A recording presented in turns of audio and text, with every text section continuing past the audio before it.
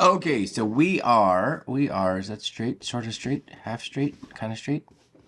We are going on a trip, and when you guys are seeing this, we are gone already. And this is the camera, this right here. This is the camera that I'm gonna be bringing with me for doing all my vlog stuff. And this is the ZV-1F right here. And if you're shooting this indoors, if you're shooting in, like low light, this thing actually does quite good. I'm quite surprised. And you get a fairly decent depth of field.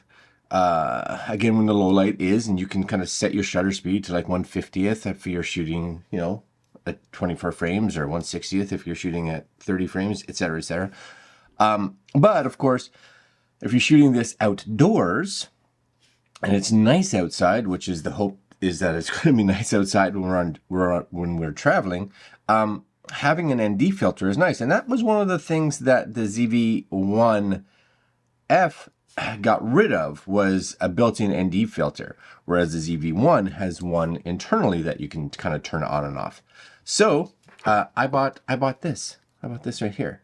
Now this is probably the cheapest cheapest ND filter that you can get for the ZV-1F on Amazon right now. This thing, I think it came in Canadian, somewhere like 25 bucks or something like that.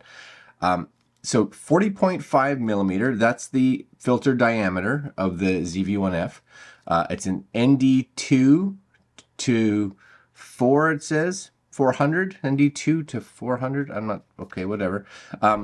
Anyways, it should be enough for me to keep the shutter speed down low enough so that I can keep my aperture in and around the f2. That's the key, right?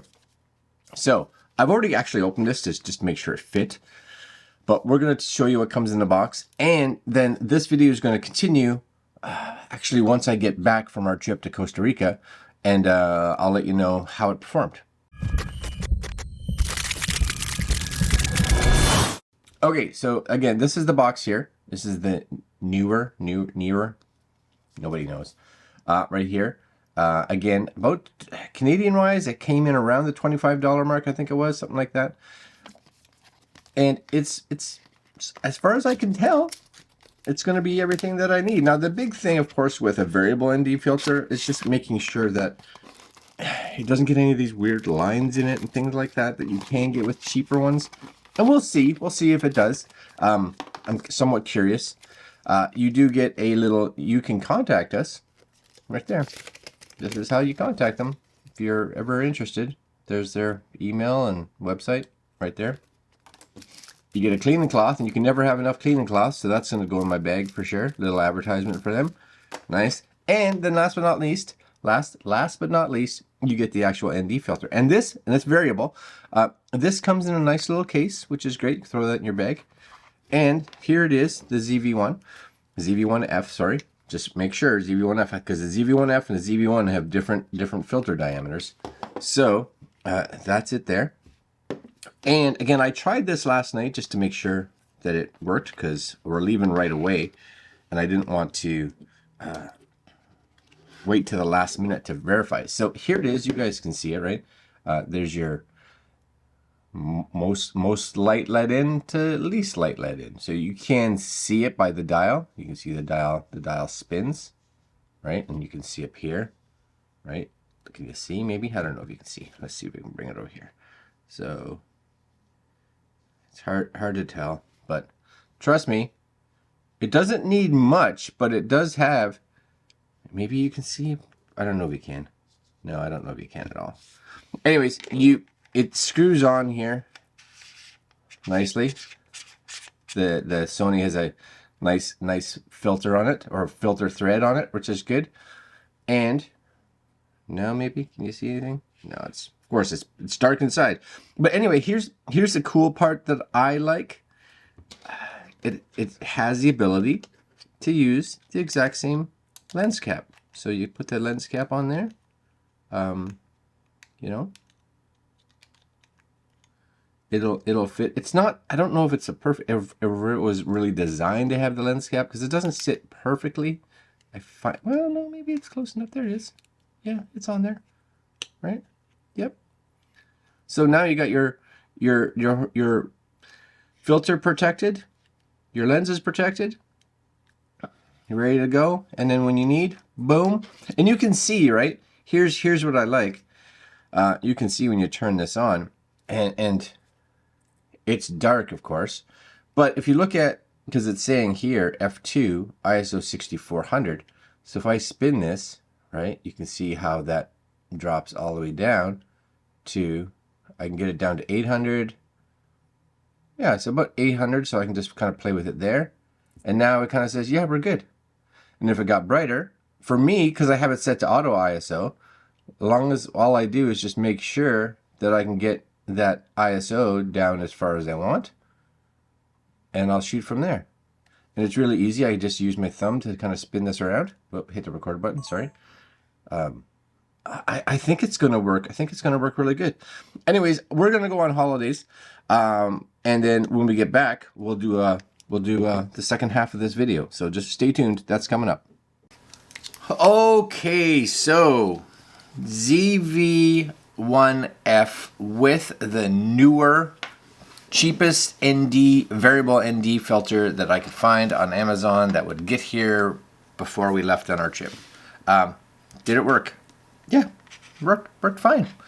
Now, there was a few things, and I can't quite tell if this is camera related or if it's variable ND filter related. Because I do find that I've seen this on my ZV-1, I believe it was, when it gets dark, when it gets really dark, I find that, and I don't know if it's the processor or the sensor or whatever, that you do get a little bit of banding once it starts to go into higher ISOs on these cameras. So, because with the ND filter, of course, you guys can see it here, right? When it's even when it's wide open, you're going to get into higher ISOs probably quicker than you normally would, right? So you start to see, you definitely do see some banding. But again, I can't tell if it was because of the ND filter or because of the camera. In bright daylight, I didn't really notice it, right? I didn't notice it at all. Now, there are a few things that I kind of wish. Here's a few things that I kind of wish. It just goes round and round and round and round and round and round and round, right? And you kind of know that if you kind of go this way, right, you'll see it go lighter, darker, right? Which means you can go this way as well. I kind of wish, maybe because it's only $20-something, I kind of wish that it was like, go this way to go darker, and then it stops. Go this way, go this way to go lighter, and then it stops. And there's stop points, right? Because you do have there's like little dots here, right? So you're like, oh, I want to go lighter, and it's great until it goes darker again, right? And then it goes lighter, and then it goes darker again. So it would be cool if it was like all the way up here, dark, all the way down here, dark. Because then if you were here shooting, you could be like, click, I'm all the way down to like ND2, and then click, I'm all the way up at like ND 400 or 500 or whatever this one is. I would love to see little stop points. The other thing I would kind of love to see, and it's not bad, right? It's got decent friction here, right? It's not as if you do this and it's going to like rotate based on gravity. But I would love to see this just a little bit tighter in the movement, so that you really gotta, like, it's really smooth right now, which is great, but I would like to see that a bit tighter after using this for a week. If you are someone that has a ZV-1F and you are liking to like lock your shutter, especially at 1/50th, so that you can get that nice smooth motion blur, a variable ND filter is kind of important, so it works really good. Just make sure you're shooting in decent light, because you don't want to have your camera have to start adding ISO, because then you're going to get extra noise, of course.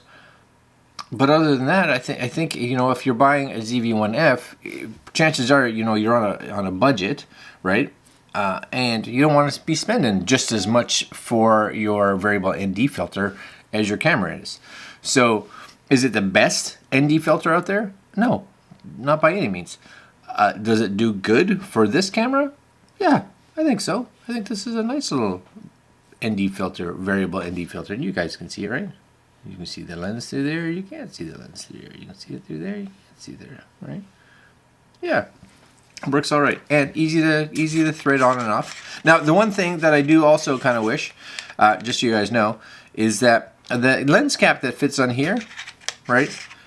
You put this back on, and the lens cap kind of goes on here. It seems to want to fit, but you bang it just ever so gently, it just falls off. So, because there's just not much of a lip for it to like latch onto. So numerous times my wife was just like, I'd hand her the lens cap or I'd try to put it on, and it would sort of go on there, and she'd be like, yeah, that's not coming back with us. That's going to be somewhere lost here in Costa Rica. And I'm like, yeah, the chances are good. But it did. It made it back. It made it back. All right, guys. This is the Neewer. I don't know how to pronounce it. I don't know how to pronounce a lot of companies unless it's like Tom's Camera Gear, right? But anyways, for $20-something, I think it's good. All right, my friends. Links down below if you guys are interested. Like, comment, share, subscribe. Hit that little notification bell. And that's it. More stuff coming up tomorrow. Later.